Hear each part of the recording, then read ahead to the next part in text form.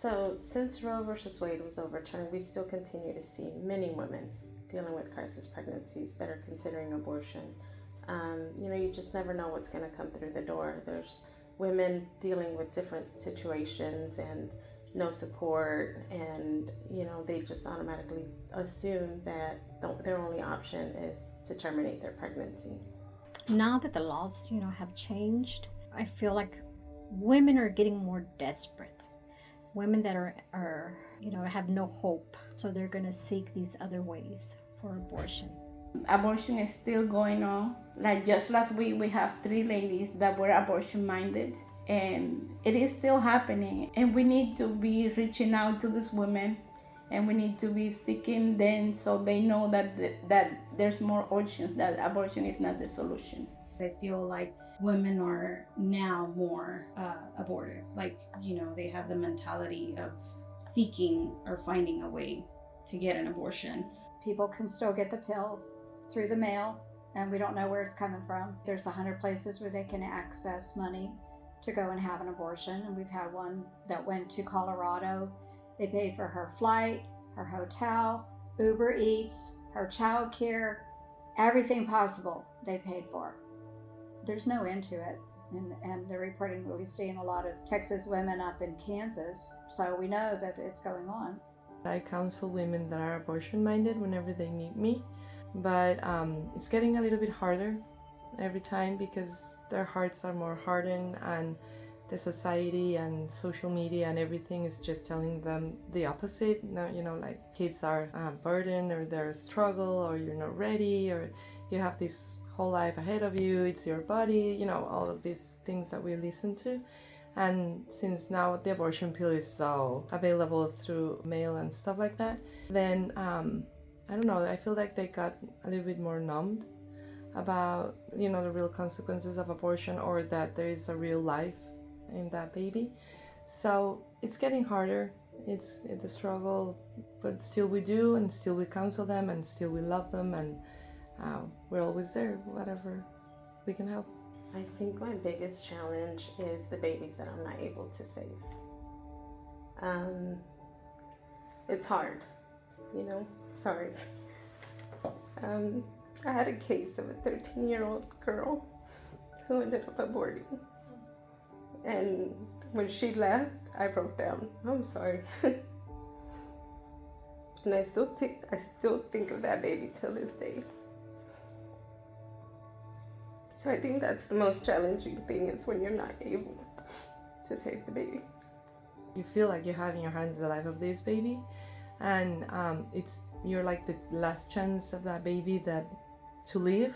And when you know that you lost the baby, it's like, I couldn't do anything for you. At the end of the day, they're gonna make the decision, whether it's to choose life or not.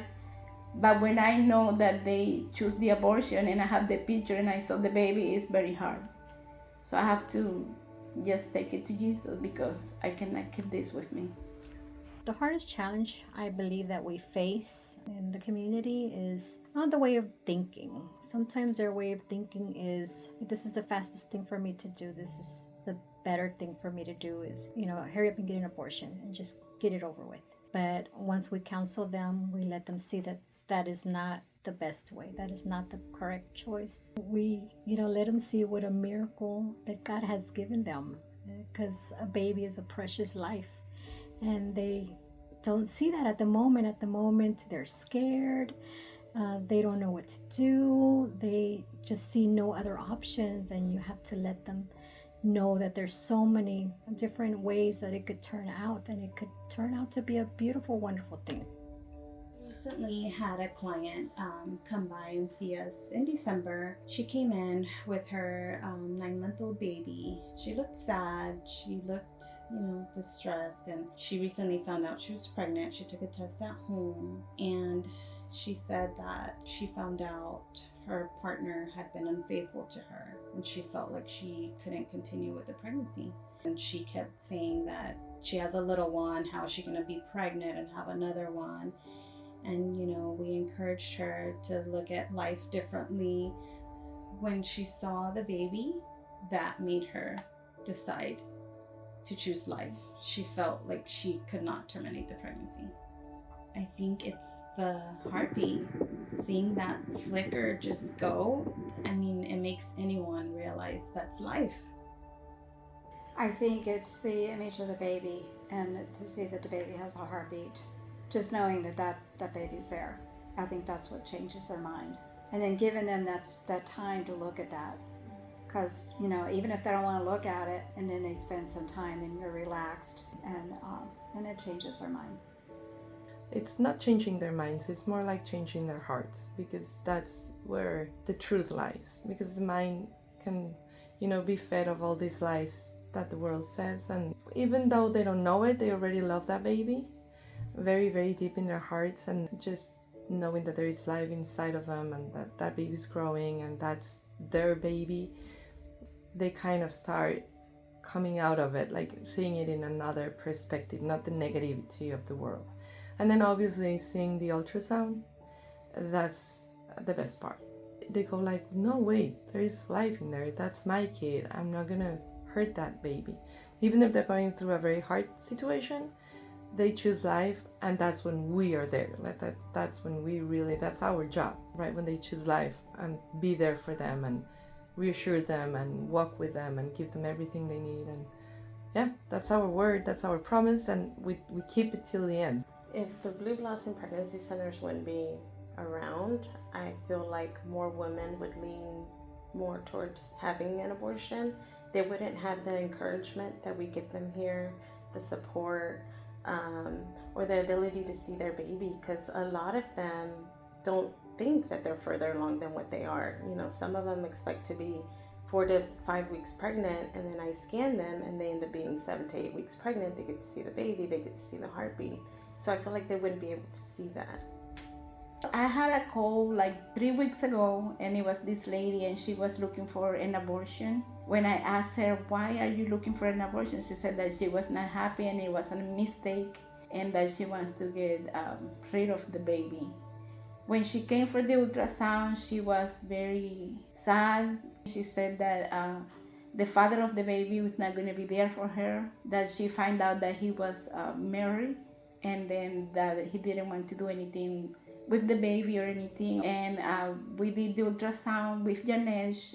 We did it, and she was like 6 weeks. We talked to her for a long time, explained how the abortion was going to hurt her and all the spiritual consequences of the abortion, that she didn't realize that it was there. She thought it was going to be quick and get it over with. But abortion is not like that. When she left, she was happy. She took the blanket and she was very grateful. But 3 days later, because she works in construction, she got fired from her work because it's too heavy work. And she regretted to keep the baby again. And now she doesn't have a job. We're currently looking for a job for her. We're trying to see where she can work, and I have found many places and sent it to her. And she came today and we did the ultrasound. So this is the baby. She's now 8 weeks and 3 days. She came with her friend, and she's a completely different person. She's happy. She was happy to see the baby. She feels depressed because of the situation and everything, but it was like day and night. And this is the reason why we're here. This is what we do. And we're just so grateful for this. Just being a listening ear, just sitting there listening to her, knowing that I've got time for her, and I want to hear her story, and I'm just here. I'm not here to tell her what to do. I'm here for her to make a choice. I really don't talk to them when they come and say they're abortion minded. I just let them talk, and then they work out the problem. You know, they know what the right thing is to do. It's a matter of just hearing their situation and knowing what they're going through, and then they can actually voice it, and then they know what to do. They resolve it. I think the pivotal moment of them choosing life would be just letting them know that they're capable of that and more, you know, letting them know that, hey, you know, if your relationship didn't work out, it's fine. And if you have a baby, it doesn't mean that you're never going to be able to find love again, or, you know, the financial situation that they're in. Just the encouragement, you know, I think just letting them know, like, hey, it's okay that you feel the way that you feel. Those are normal feelings. It's okay to be in shock. And, you know, I always encourage them to pray. I encourage them to give themselves some time to think about it. You know, don't make a decision based on the emotions that they're feeling right now. And I keep reassuring them and telling them that we're here for them, that they can come and see their baby as many times as they need to, that we're here to help with whatever situation, you know, that they're dealing with. If we're able to, we will definitely support and help them in what they need. And so I think that kind of makes them like realize, well, you're a stranger, like how are you going to help me in that way, you know? So it's kind of hard for them to believe it. But then whenever they come back, it's like you kind of see like their demeanor's different. And all we had to do is just, you know, let her know that we're there for her.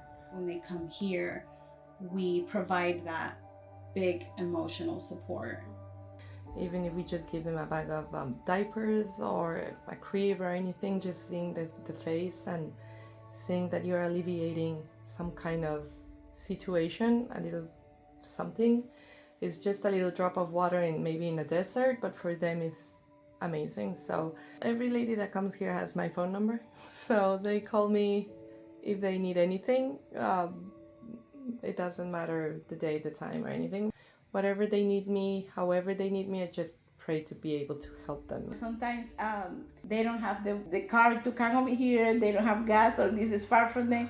So I go to their houses and bring whatever they need. We help them have food, if they need food, groceries, or any rent.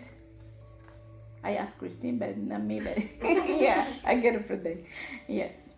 We have their number, you know, and then we keep in contact with the clients, because we want to make sure and we want to get the message across that we're just not here for this one time that you come in to get your ultrasound. If you need anything, we are more than welcome to help you.